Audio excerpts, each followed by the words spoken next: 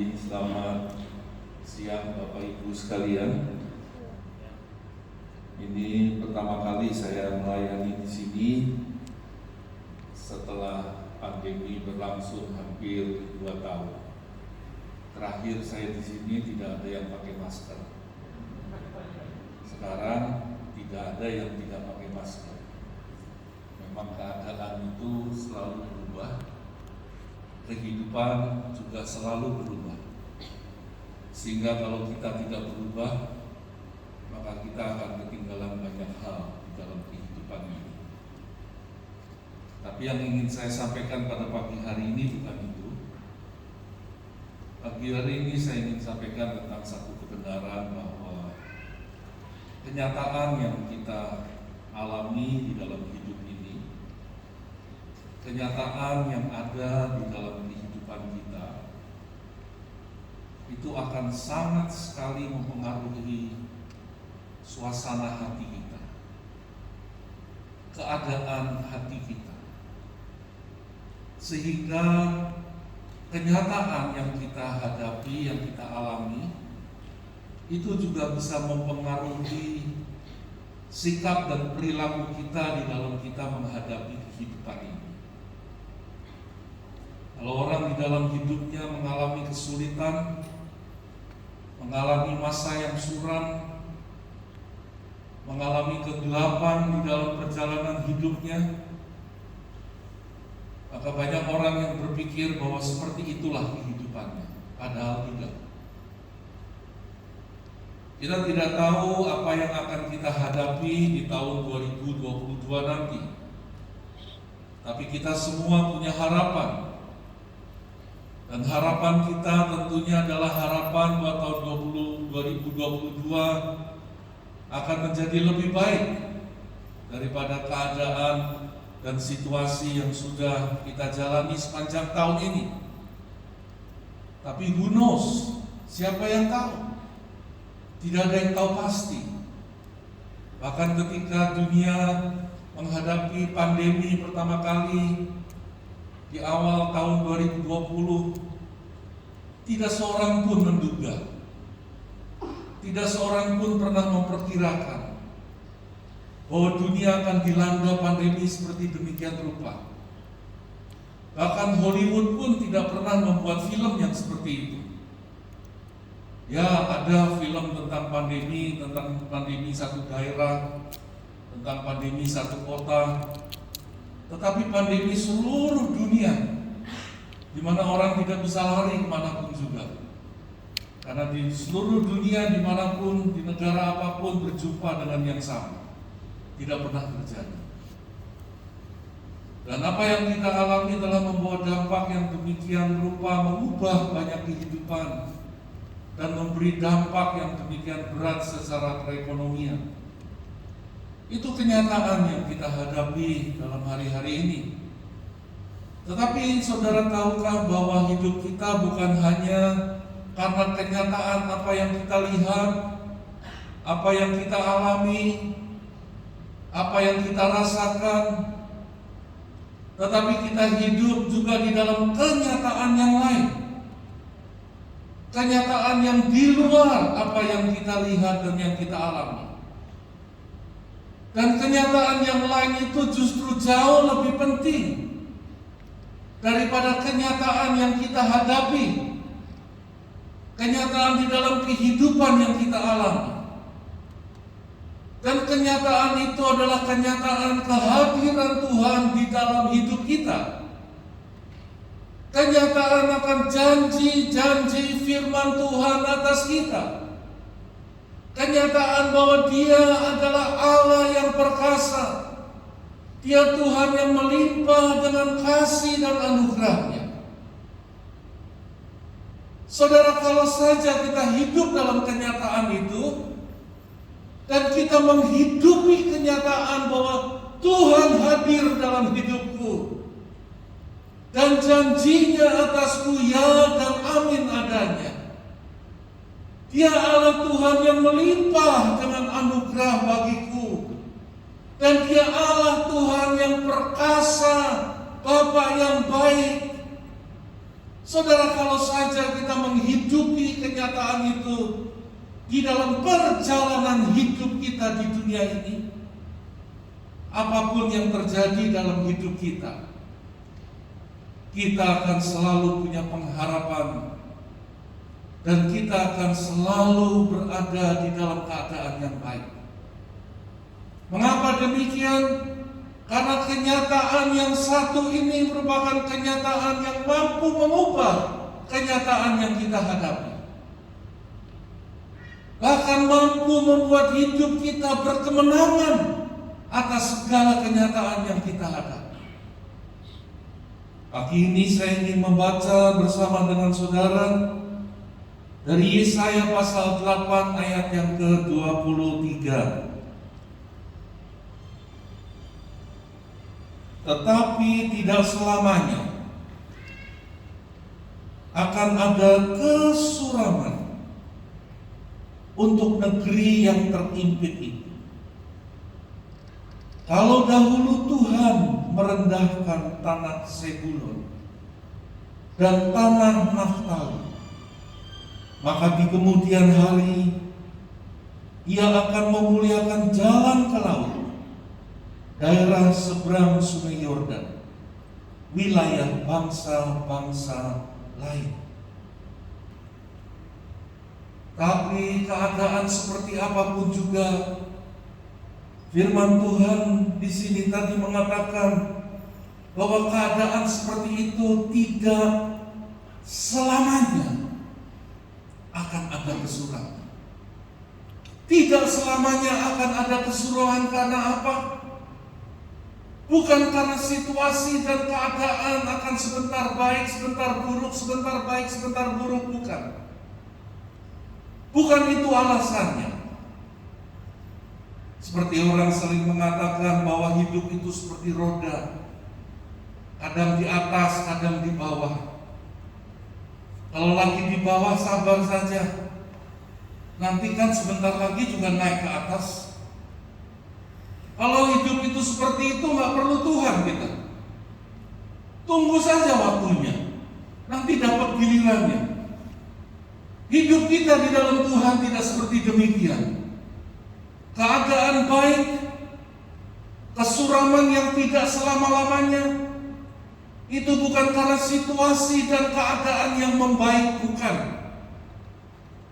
Tapi karena ada alasan di balik itu semua. Karena ada penyebab di balik itu semua. Dan penyebab dari keadaan yang tidak suram selama-lamanya itu adalah Tuhan. Tuhan yang menentukan. Tuhan yang merendahkan, tetapi Tuhan pula yang mengangkat dan meninggikan. Tuhan yang memberi kebebasan dan kemerdekaan. Tuhan yang memberikan terang yang menyala di tengah kegelapan. Alasannya adalah karena Tuhan. Faktor penentu di dalam hidup kita bukan situasi dan keadaan di sekitar kita, bukan. Tetapi faktor dan situasi penentu di dalam hidup kita hanya Tuhan saja semata-mata. Dikatakan di pasal yang ke-9, di ayat yang pertama dan ayat yang kelima, bangsa yang berjalan di dalam kegelapan telah melihat terang yang besar. Mereka yang diam di negeri kekelaman atasnya, terang telah bersinar. Sebab seorang anak telah lahir untuk kita, seorang putra telah diberikan untuk kita. Lambang pemerintahan ada di atas bahunya, dan namanya disebutkan orang Penasehat Ajaib, Allah yang perkasa, Bapa yang kekal, Raja damai. Saudara, alasan dibalik perubahan keadaan, alasan dibalik kemenangan yang ada, alasan dibalik berkat yang melimpah, itu bukan perubahan keadaan yang terjadi begitu saja, bukan. Tapi karena Tuhan yang mengatur segalanya. Dan Tuhan itulah yang dikatakan Dialah yang disebut Allah yang perkasa. Dia itulah penasehat yang ajaib. Dia itulah Raja damai. Dia itulah Bapa yang kekal. Dia itulah yang menjadi penentu. Dan Dia yang hadir ke tengah-tengah dunia untuk memberikan pengharapan di tengah-tengah situasi di mana tidak ada pengharapan. Sehingga kedatangan Yesus ke tengah dunia memberikan alternatif baru di dalam hidup kita. Bahwa hidup kita tidak tergantung pada situasi dan keadaan. Mau keadaan baik, mau keadaan tidak baik.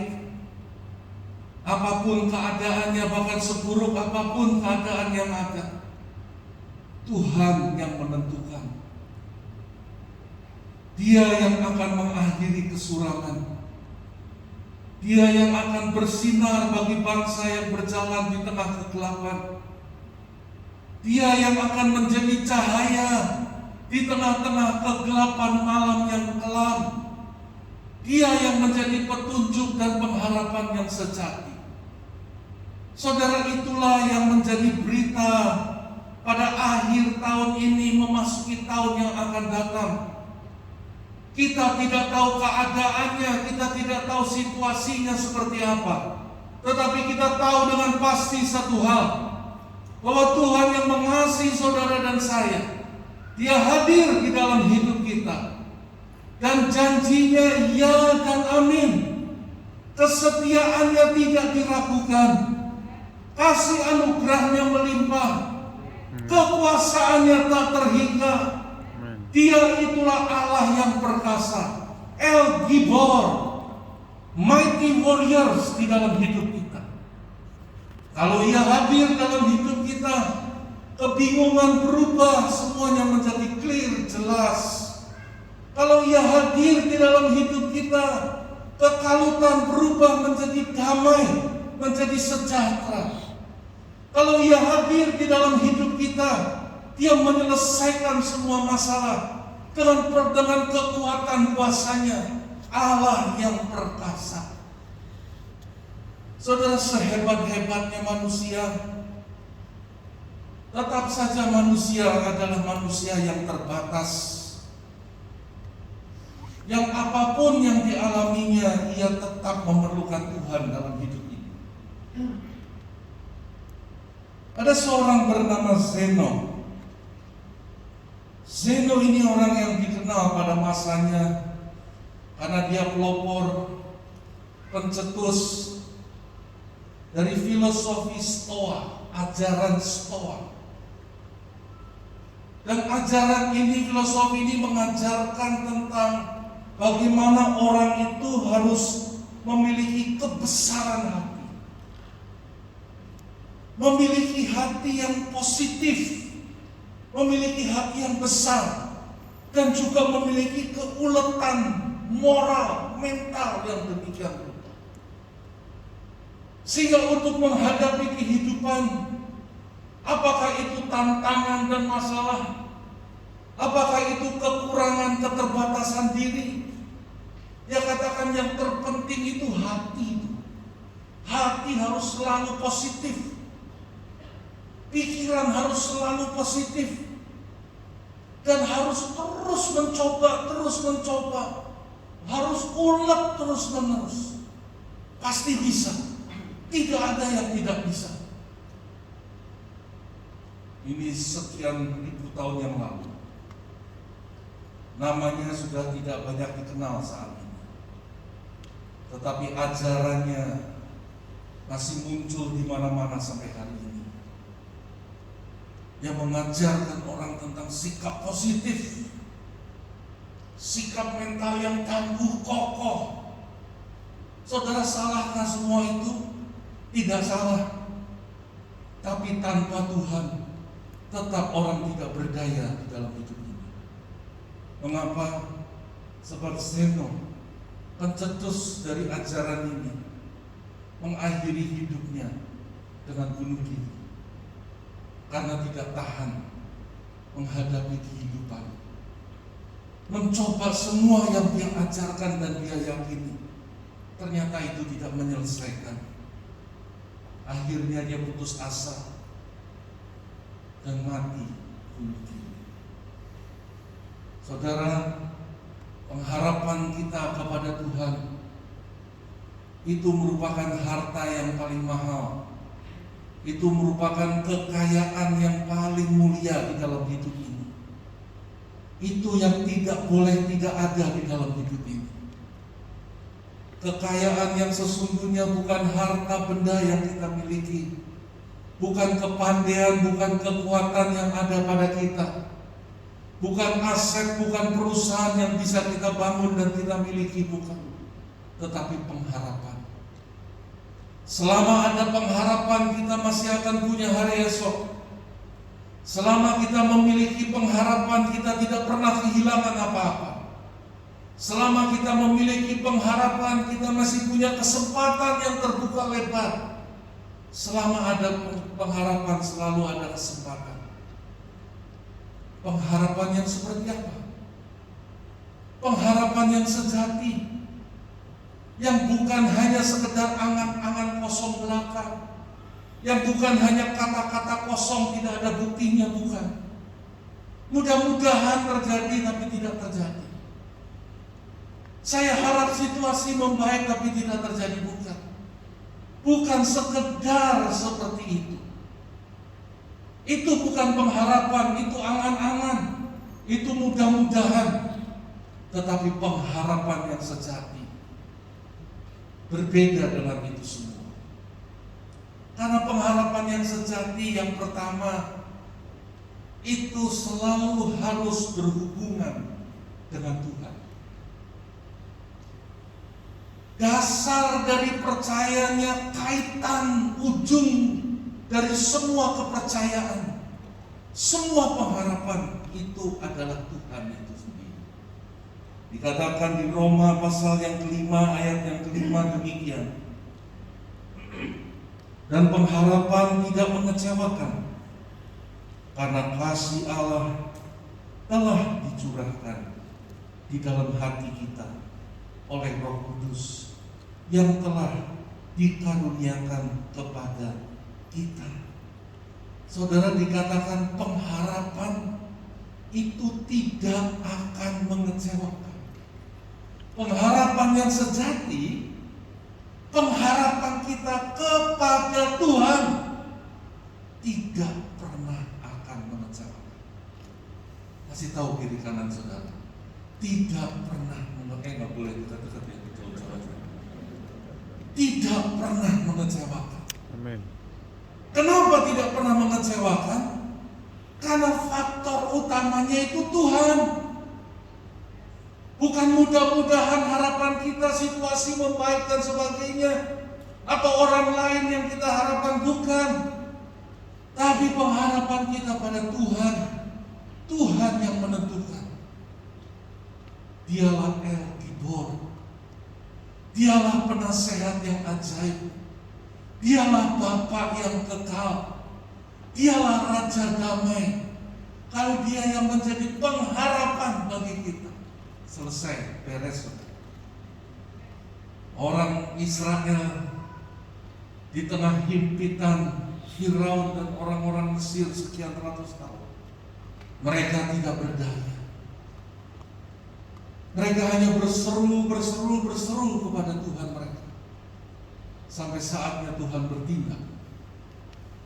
Dan ketika Allah El Gibor itu bertindak, Dia tidak peduli dengan semua yang ada. Dia pilih orang-orang yang ditentukannya untuk memimpin. Musa yang sedang ketakutan, buron, pelarian, dipilihnya dia. Harun yang gagap, dipilihnya dia. Firaun dengan semua keperkasaan yang mencoba menghalangi, dilibas habis, tidak ada yang bisa menahannya. Apapun tidak bisa menahannya. Dibawanya orang Israel itu keluar dari Mesir, berjalan di padang gurun tanpa ada persediaan, dipimpin dan dipenuhi semuanya.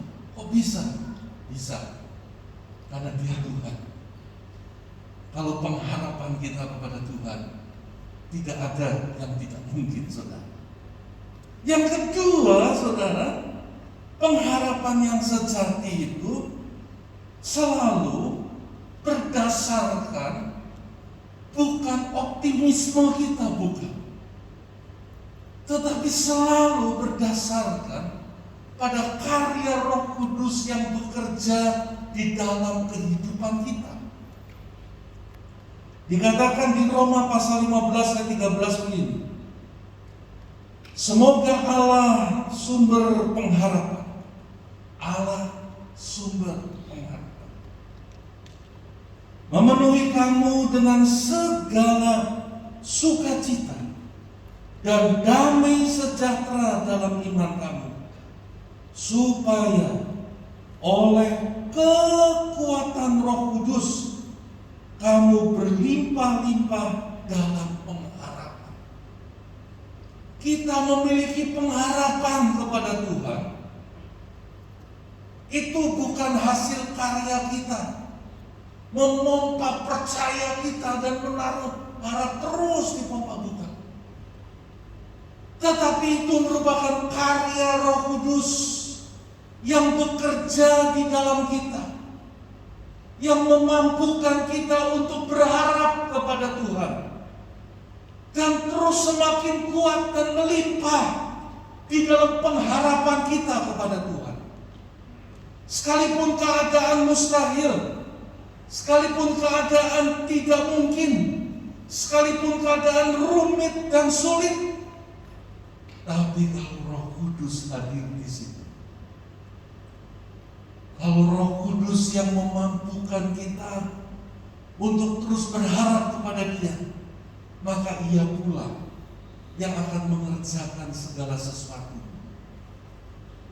Ketika Maria mendengar berita dari malaikat Gabriel bahwa ia akan melahirkan bayi Yesus sebelum atau tidak memiliki suami, tetapi dia akan melahirkan bayi Yesus, apa yang dikatakan Maria? Maria mengatakan, bagaimana mungkin hal ini terjadi padaku, karena aku belum bersuami. Buat Maria itu mustahil. Secara logika itu tidak masuk akal. Secara kenyataan itu belum pernah terjadi. Secara biologi itu juga tidak mungkin bisa terjadi. Bagaimana bisa terjadi? Melahirkan, mengandung, tapi nggak punya suami, tidak pernah melakukan hubungan suami istri, bisa melahirkan, bagaimana mungkin? Apa jawaban malaikat Gabriel? Malaikat Gabriel menjawab begini, sederhana sekali. Jawaban yang rumit, yang mustahil, yang sulit seperti itu, gak mungkin, bagaimana bisa? Dia hanya menjawab, tetapi Roh Kudus turun atasmu. Jawabannya simpel. Roh Kudus turun atasmu. Roh Kudus akan menaungimu dan engkau akan melahirkan bagi Yesus. That's it. That's simple. Sederhana sekali. Jalan keluarnya so simple. Kita memikirkan yang rumit-rumit, kita bingung gimana ini mengatasinya. Roh Kudus turun atasmu. Roh Kudus menaungimu. Dan engkau akan melahirkan bayi Yesus. Selesai. Itu pengharapan yang sejati. Pengharapan yang sejati tidak bertumpu pada kemampuan dan peluang manusiawi, bukan. Pengharapan yang sejati tidak bertumpu pada perhitungan manusiawi dan akal-akalan manusia, bukan. Tetapi pengharapan yang sejati bergantung kepada kedaulatan Tuhan dan karya Roh Kudus yang ajaib di dalam hidup Yang ketiga, yang terakhir, saudara,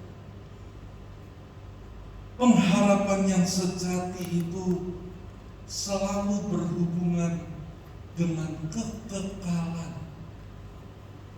Pengharapan yang sejati itu bukan tentang hal remeh-temeh saja yang ada di dunia ini, bukan. Tapi pengharapan yang sejati itu mulia. Pengharapan yang sejati itu agung dan indah, penuh dengan kuasa ilahi di dalamnya.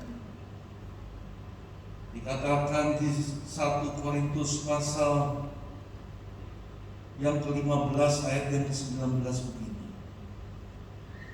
Jikalau kita hanya dalam hidup ini saja menaruh pengharapan pada Kristus, maka kita adalah orang-orang yang paling malang dari segala manusia. Kalau kita dalam hidup ini menaruh pengharapan kepada Kristus hanya dalam hidup ini saja, kita itu orang yang paling malang. Bukan orang malang, orang yang paling malang dari semua manusia yang ada. Mengapa? Karena pengharapan kita kepada Kristus, pengharapan kita kepada Tuhan itu menembus kefanaan, itu menerobos semua keduniawian, itu menembus sampai kepada kekekalan dan terus menuju kepada tahta Allah. Satu hari ada seorang bapak yang sedang duduk di sebuah bis yang siap akan berangkat sambil membaca Quran. Ketika bis itu mulai berjalan perlahan-lahan, dia menoleh keluar, dia mendengar suara seorang anak kecil berteriak-teriak memanggil kondektur. Pak kondektur, stop, saya mau naik. Dia perhatikan anak kecil itu kakinya layu.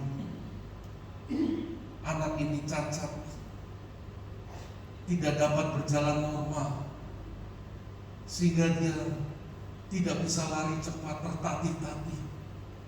Jadi dia teriak-teriak. Pak kondekturnya mendengar dan dihentikan bis itu. Anak itu naik dan dia mengucapkan terima kasih sama Pak kondektur dan masuk ke bis dengan wajah yang berseri-seri, penuh dengan kebahagiaan.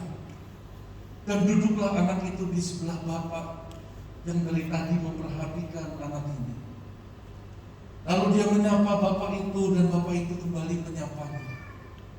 Lalu bapak itu berkata kepada anak ini, "Nak, wajahmu berseri-seri sekali. Engkau nampak sangat bahagia. Padahal maaf ya, kakimu cacat. Engkau tidak bisa seperti anak-anak lain. Tapi wajahmu cerah, berseri-seri dan bahagia. Kenapa bisa seperti itu?" kata bapak ini. Kemudian anak ini mengatakan begini, "Pak, ayah saya seringkali berkata kepada saya, dia katakan begini, nah, Tuhan itu mengasihimu. Dan Tuhan yang mengasihimu itu Tuhan yang memberikan semua yang terbaik buat kamu. Termasuk dia menciptakan kamu terbaik. Tahu nggak, nak?" kata ayahnya, "Satu hari kelak Tuhan akan memberikan kepadamu tubuh yang baru. Satu hari kelak kamu akan bersama-sama dengan dia. Dan tubuhmu akan kokoh dan kuat. Kakimu akan kekar dan kuat. Karena Tuhan itu baik bagimu, nak." Lalu anak itu mengatakan, "Pak, bagaimana tidak? Saya ini sukacita dan bahagia di dalam hidup saya ini. Sekalipun keadaan saya begini, karena Tuhan baik, dan satu hari nanti keadaan saya akan berubah, Pak. Saudara, itu pengharapan yang sejati, yang tidak berhenti hanya pada dunia ini saja. Dikatakan di Amsal pasal 11 ayat yang ke-7, pengharapan orang fasik gagal pada kematiannya, dan harapan orang jahat menjadi sia-sia. Kenapa gagal? Gagal karena orang yang mati selesai. Tapi tidak demikian dengan pengharapan orang percaya. Pengharapan yang tidak berhenti hanya sampai di sini. Sebab pengharapan itu terhubung kepada kekekalan, menyentuh surga, dan sampai kepada tahta Bapa. Satu pengharapan yang agung dan yang mulia. Bapak Ibu, kita akan segera meninggalkan tahun ini dan memasuki tahun yang akan datang. Apapun yang terjadi, kita tetap tahu dengan pasti bahwa Tuhan hadir dalam hidup kita. Itu kenyataan yang tidak bisa dipungkiri. Kita tahu bahwa Dia adalah Tuhan yang setia, yang kekuasaannya dan kasih-Nya tidak perlu diragukan. Itu adalah kenyataan yang kita hadapi. Dan kita tahu bahwa Dia adalah Tuhan yang memegang masa depan, dan Dia yang mengendalikan semuanya. Sehingga kalau hidup kita menaruh harap padanya, Dia mampu mengubah segalanya seperti pengharapan kita kepadanya. Karena itu mari kita datang di dalam doa kita pada pagi hari ini kepada Tuhan, menyerahkan